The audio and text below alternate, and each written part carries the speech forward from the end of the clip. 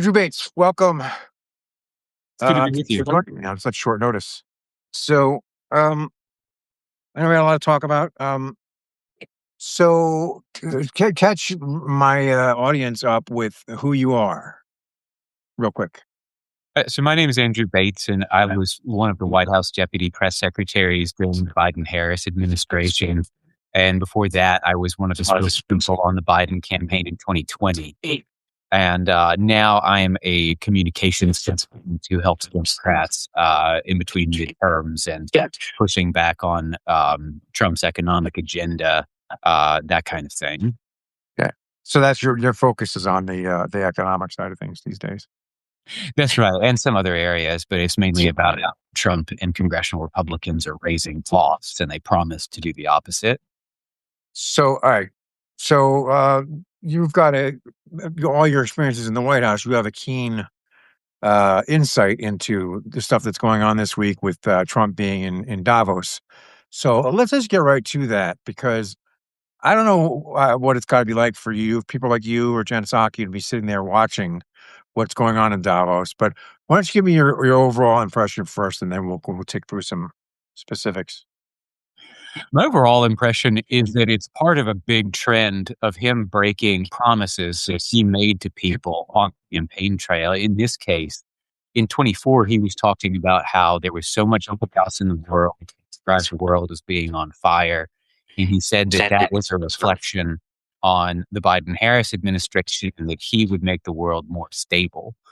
But if you look at what he was just doing, he was creating a fight with many of our closest allies in NATO, with the European Union, with Denmark, who fought alongside American troops at Afghanistan after 9/11 to defend us, who fought alongside us in the Middle East against ISIS.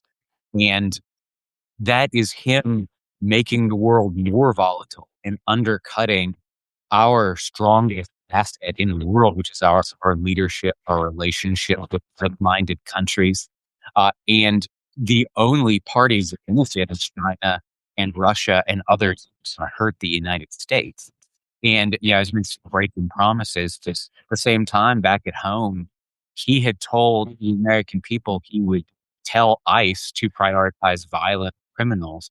And that's not what's happening. They're harassing people because of their skin color, going door to door, acting as a secret police. And he also promised he was going to lower costs, like we were talking about a moment ago. And he is making with his tariffs and with tax giveaways for the rich, and with all of this chaos that he keeps inserting into places that it doesn't want to be, which makes it really hard for businesses and families to do that. Yeah, I'll say. All right. Well, so I was interested in some stuff that you had to say about that because one of the things that he did while he was in Davos, it's hard to single out one thing, but was that he went off on our NATO allies and he said, well, we'd be there for them, but I'm not sure that they'd be here for us. I think that's what you were sort of referring to. They have been there for us. The only time that the mutual part of the NATO treaty has actually been in effect was after 9/11, when all of our NATO allies helped us fight the Taliban and fight Al Qaeda after 3,000 innocent Americans were killed.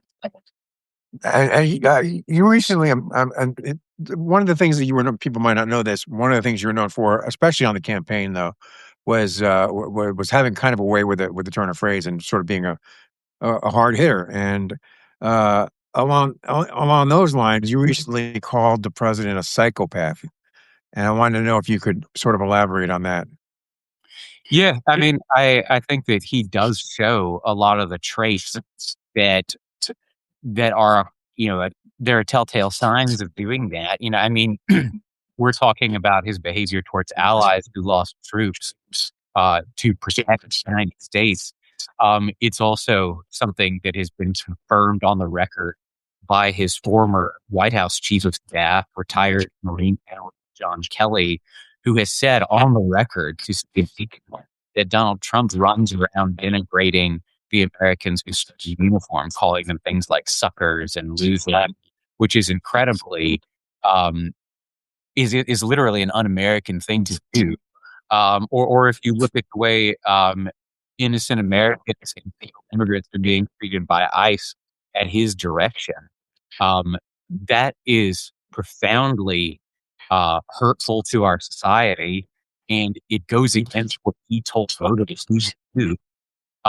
If you look at the corruption, which is unprecedented, this is somebody who said he was going to speak for working people. They could have a fair shot. And instead, what he's doing is using the power of the presidency to literally make billions off of taxpayers and dole out favors to cronies. And so, if you look at how much harm he's doing to the country, how much he's taking leadership who are not well connected, and the kinds of violence that is leading to the lack of safety. Like, I think that sometimes you just have to call it what it is. It is extreme behavior, and we're all losing. Uh, Okay. So, with the so the psychopath part is him sending out his goons to places like Minnesota and insulting the troops and insulting our allies. Um, what do you think about this Greenland thing? It doesn't make any sense. For one thing, for 75 years, we've had the capability of bases wherever we need to on Greenland. We've been collaborative with the Danes who told me about it. And I think that most Americans, whatever their politics are, think it makes absolutely no sense to cause this kind of rupture with a close ally who has lost soldiers in the recent past to help America when we need to work together with our European allies who also believe in democracy and freedom as we do to outcompete our rivals like China. That is what we need to be focused on. And I've seen public polling that said about 80% of Republicans alone in the country think that this is a terrible thing for him to be doing. We already have more than enough problems. We do not need him just creating something out of thin air that significantly reduces our ability to actually confront our rivals or that don't want America to succeed. And Europeans are by and large our closest allies. They do want us to succeed. Why would you try to make that relationship one that is hostile when it is not? Yeah. So, one of the things that people are focusing on from the speech is that he kept saying Iceland instead of Greenland. What did you think about that? What was going through your head when he kept doing that? And then my I second mean, part is, what also did you think of your counterpart, Caroline Levitt, saying it didn't happen? yeah, well, it did happen. I watched it live, as you point out. And to me, what was most telling about it was not just him confusing Greenland and Iceland. It was that he said Iceland was to blame for the US stock market taking a hit when he is the person who's provoking this out of thin air. There's no reason for it to be happening.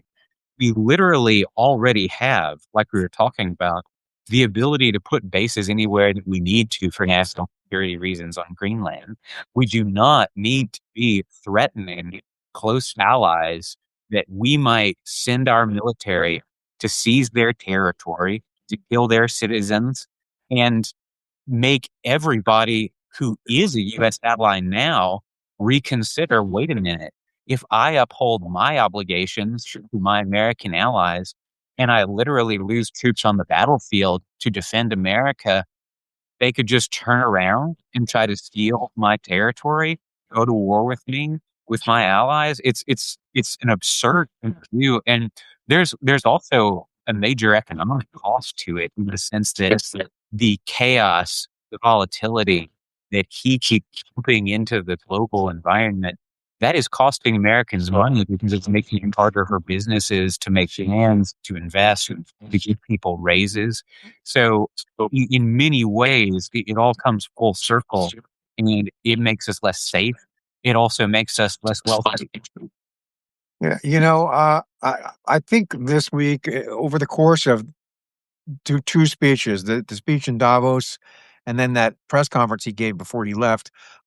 You've got about 3 hours worth of him just sort of, like, rambling and saying all kinds of crazy shit, and I've heard a lot of people complaining that this has not been treated, uh, with the what's the word I'm looking for? The alarm that it should be, with regard to his, mental abilities. What do you think about that?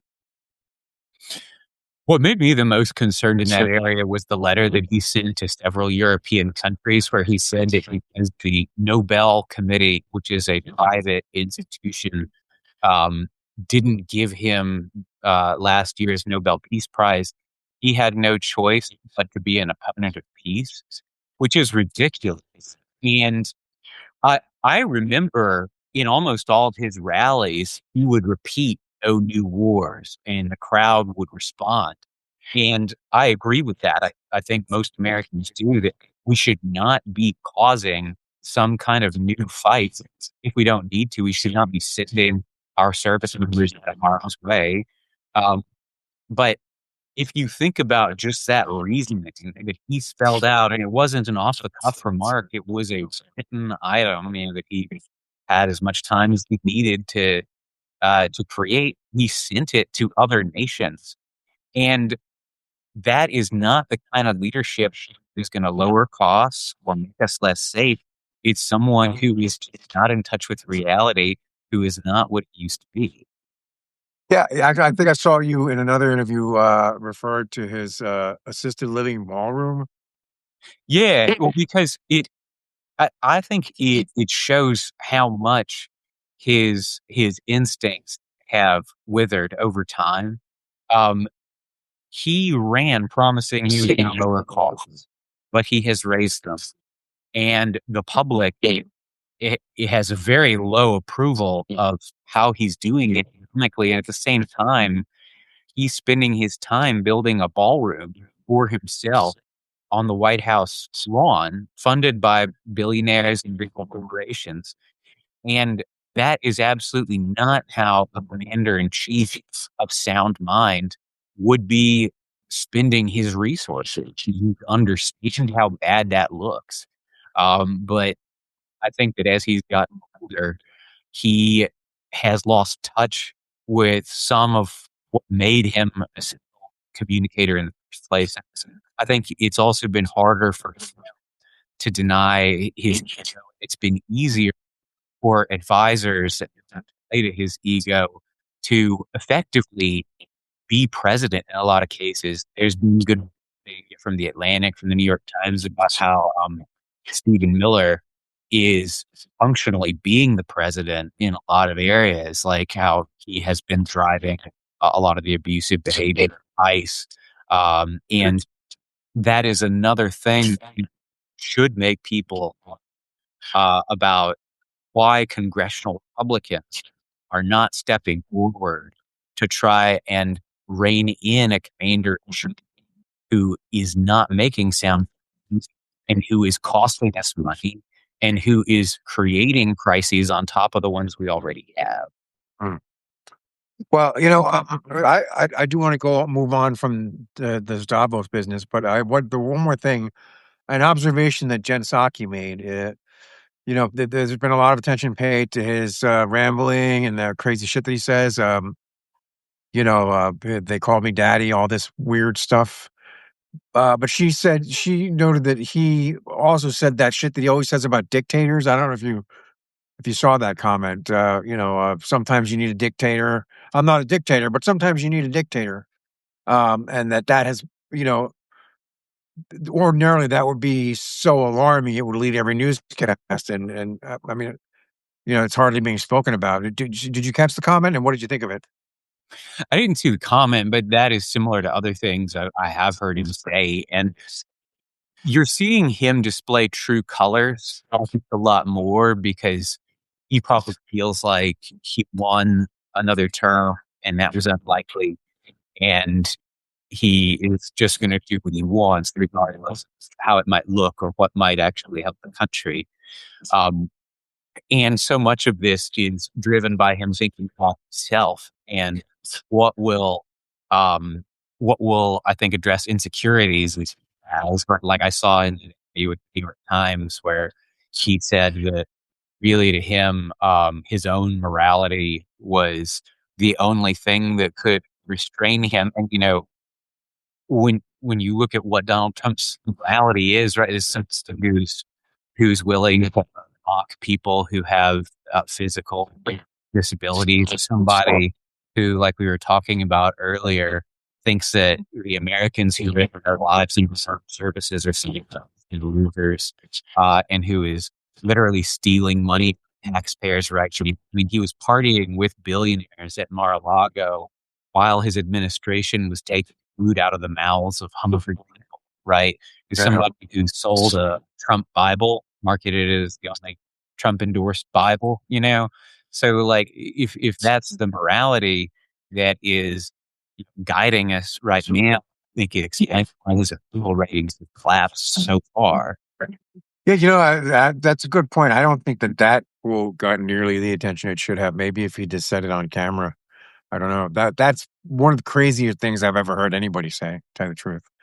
But all right, so I want to thank you for your time, and I was wondering if we talk a little bit. Did you happen to catch any of the hearing today, the Jack Smith hearing?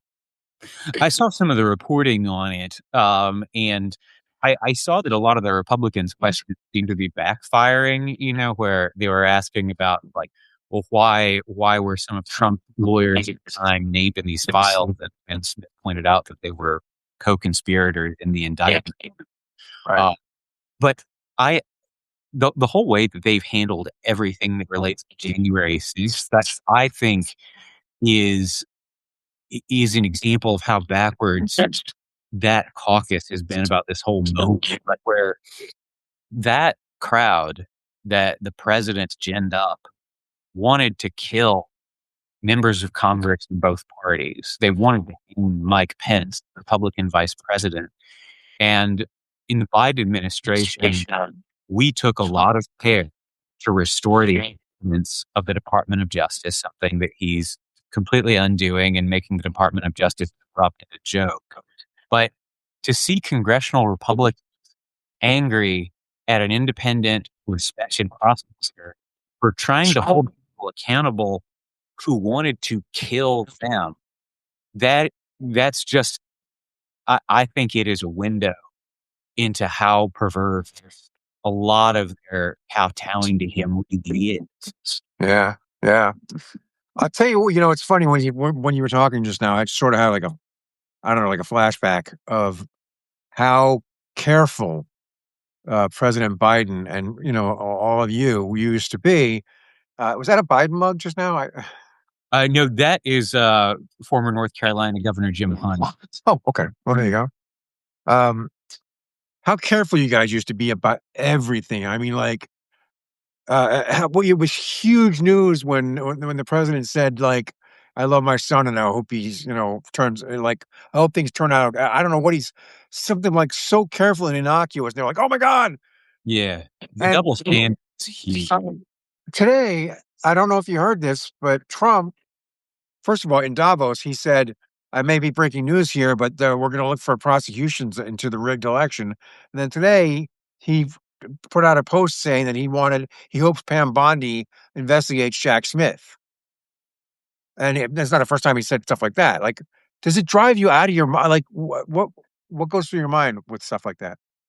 Yeah, it does because there is this there's a strange way that the press uh, does not seem to understand that when Democrats are in the White House, they have the same amount of power as Republicans do there in the House, and they need to be held to the same standard. What happens is there's this arbitrary higher standard applied to Democrats with regard to narratives that a lot of the mainstream media has proactively pushed, and something that a lot of us who like this was true of my Biden campaign, was also true of my Clinton campaign, but many of us who have been involved with efforts that I'm supposed to have had conversations with good reporters, smart reporters, or reporters where you'll flag that kind of behavior, and they'll say like, "Oh, he does that all the time," which is not a reason to give him a pass. It is a reason not to.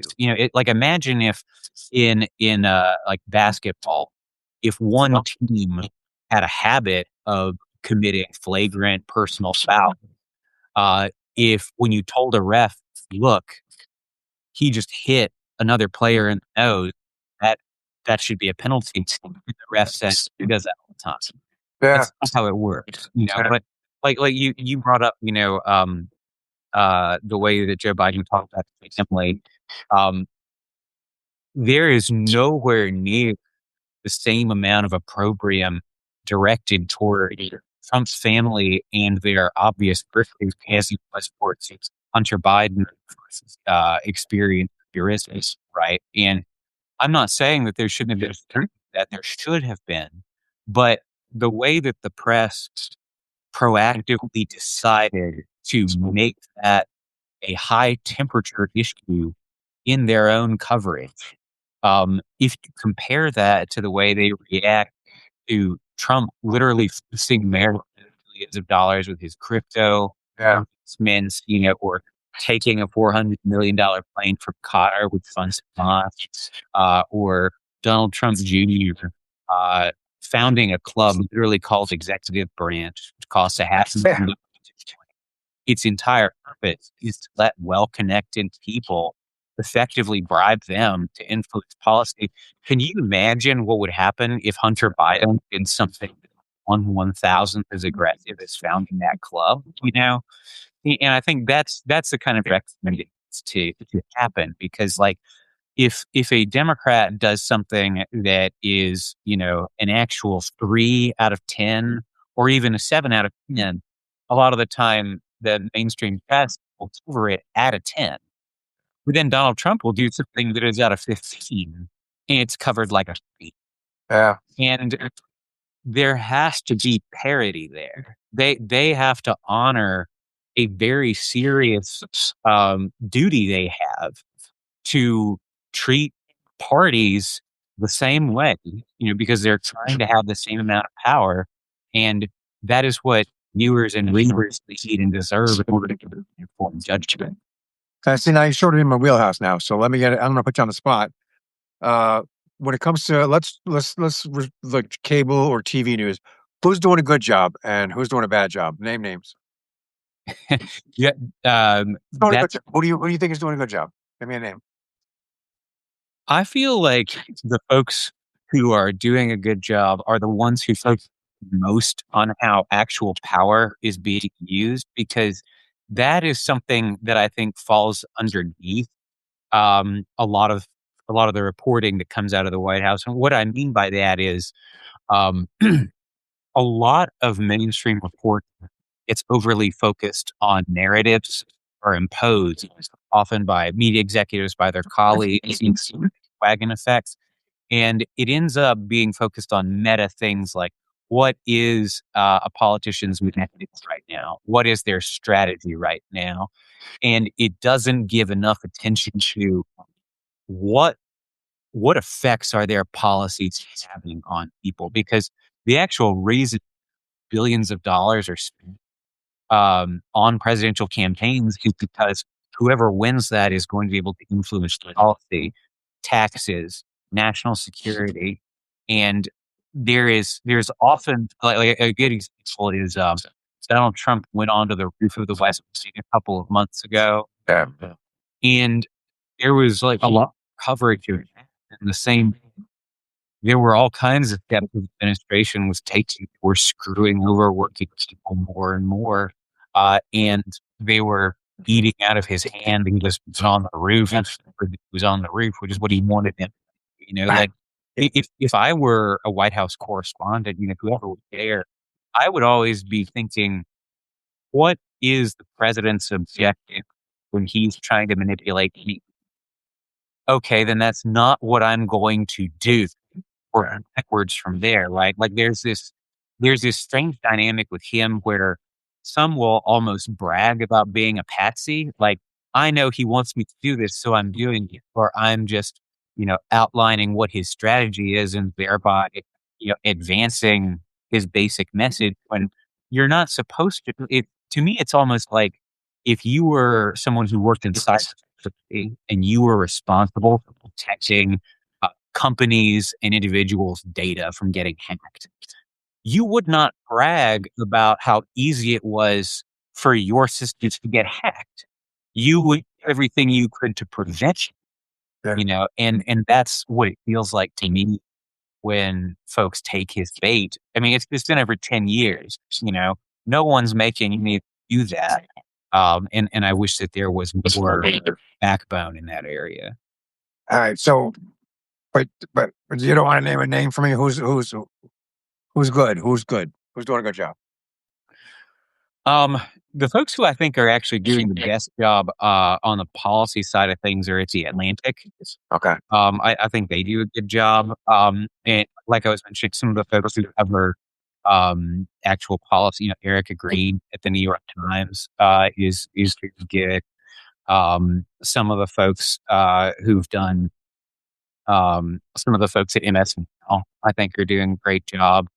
But it really has more to do with, I think, empowering the individual reporters who are more in touch with what is happening because they're the ones that are actually talking to sources being on this affects things. And I think that what often happens is at the editorial level above that, there is so much pressure to say something that's already been said, or to like do a version of the story someone else has done. When you know the government is incredibly large and complicated. There are innumerable angles you could take each time.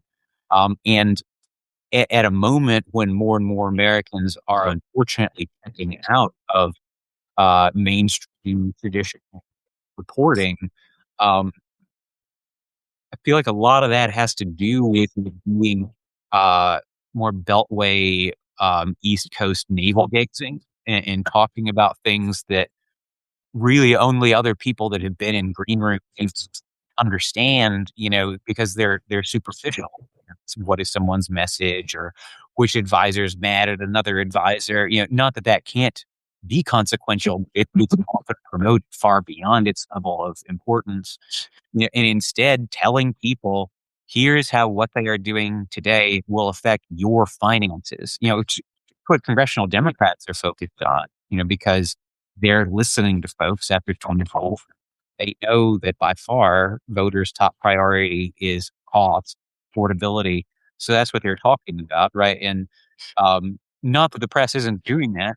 They are doing that to an extent, but um, there has just been this long-term passion of giving short shrift to what affects everyday people and obsessing too much um, about things that only political junkies care.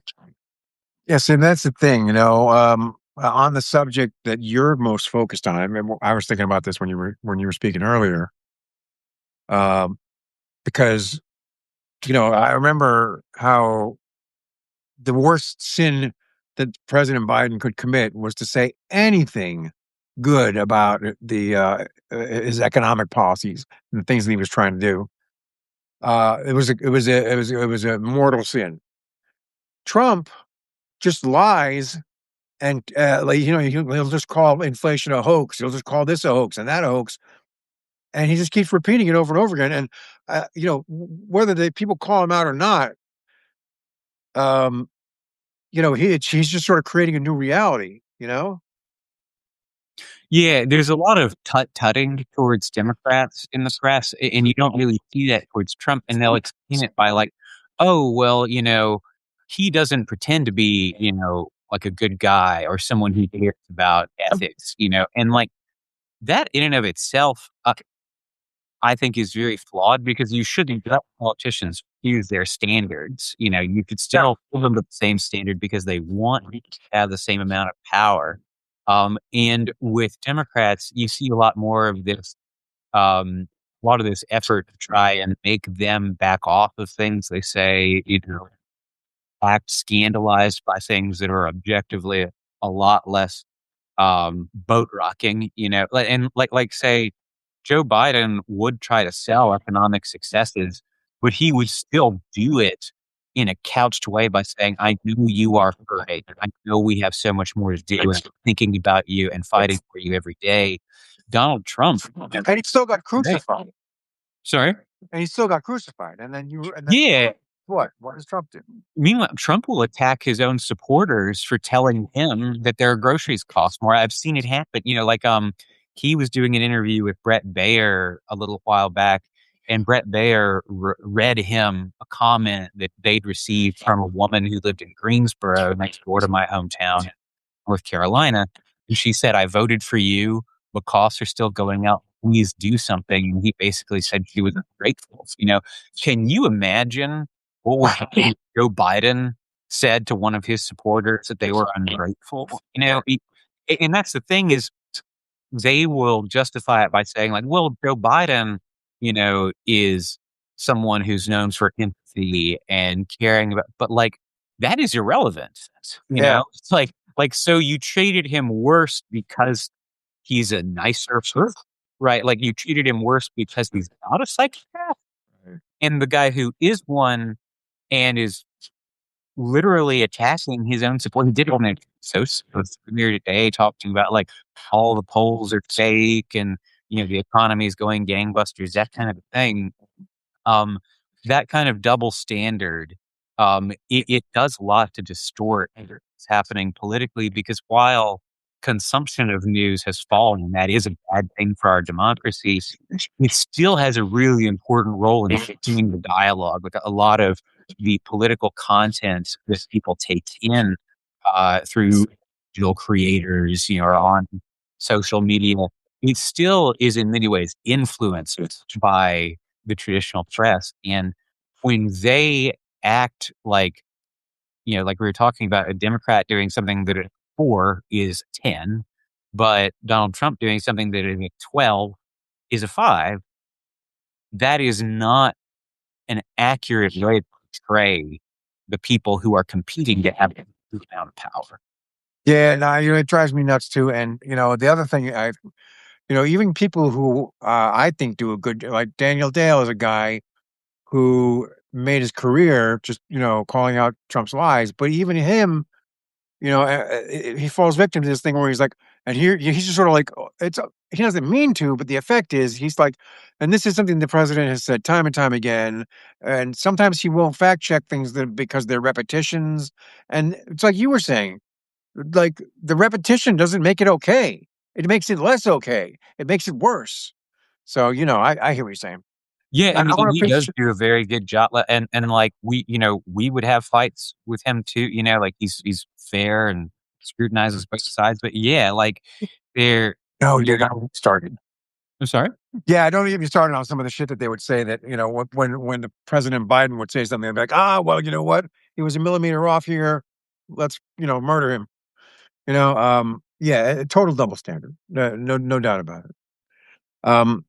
So anyway, I want to thank you. And I wanted to wrap up with some more pleasant sort of, um, subject matter. So sometimes I wonder, like I was talking to Harry Dunn last week or the week before, and he was talking about how he and some of the other Capitol riot veterans get together sometimes and hang out. Do you ever get together with the old gang? You and Jen, Kareen, and the rest? Do you ever get together to tell war stories?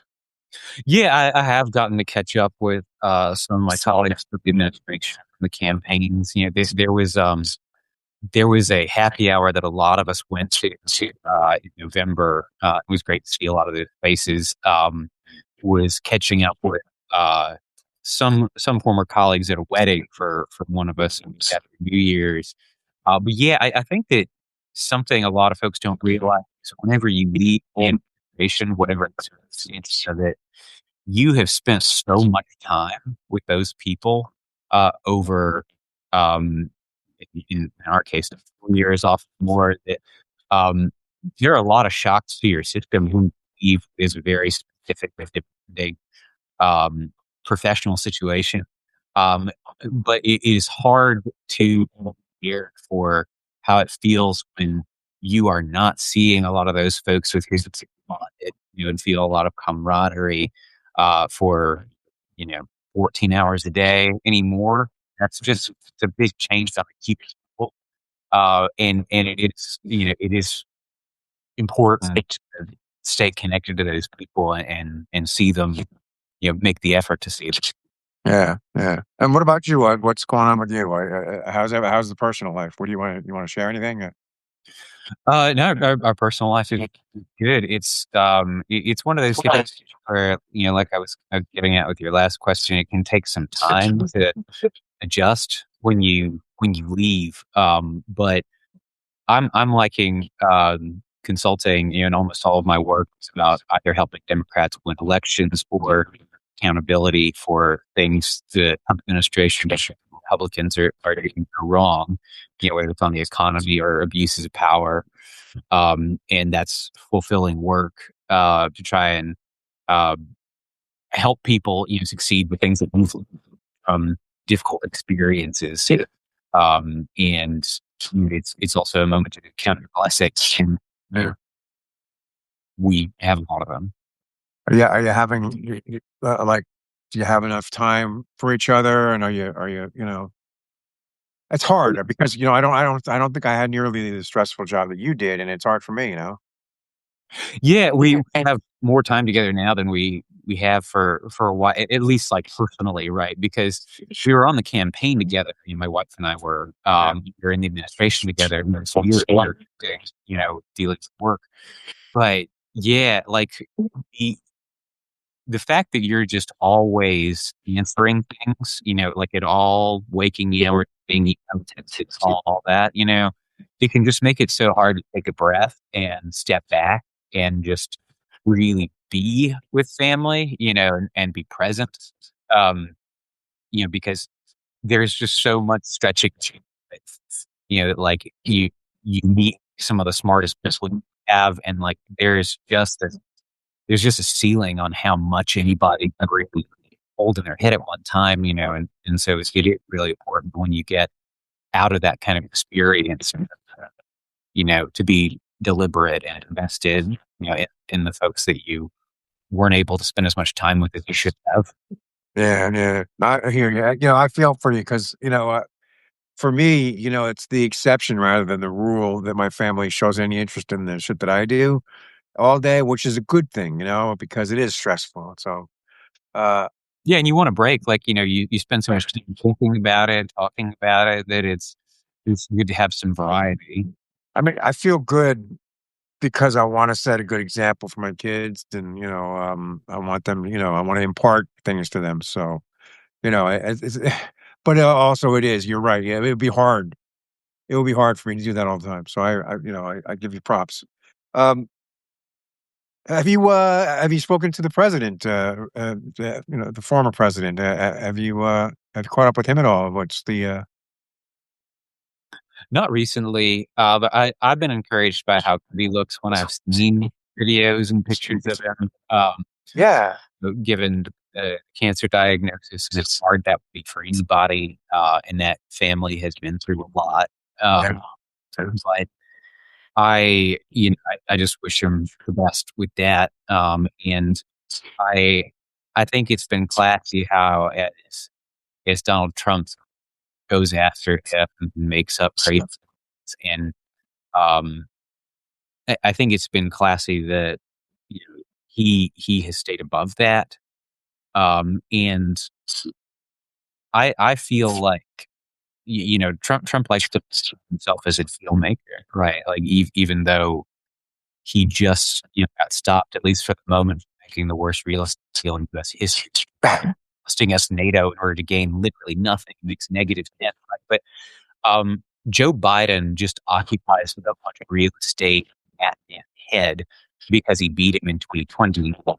I mean, like what you were talking about, Donald Trump is still uh, insecure about it. He talks about he wants his DOJ to come up with some kind of investigation. When his own lawyers were telling him nonsense.